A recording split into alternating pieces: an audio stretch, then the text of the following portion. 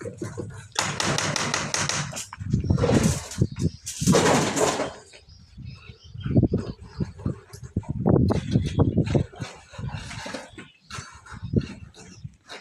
เรียกสู้ผู้ไม้บางโอนนี่คือจะกรรมภีร์จะนำโตรโต้มัน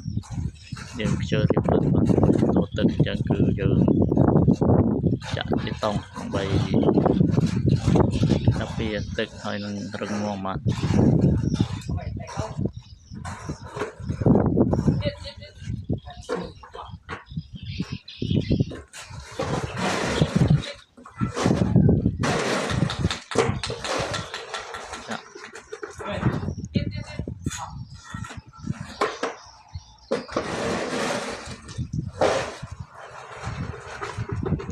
ขอบคุณปุกไม้บางโอนได้มาสับกระหายน้องเรือวิดีโอខ្ញុំកន្លងមកជំពរពុកម៉ែបងប្អូនសំងល្អឃើញរកស៊ីមានបានអរគ្នាបាទ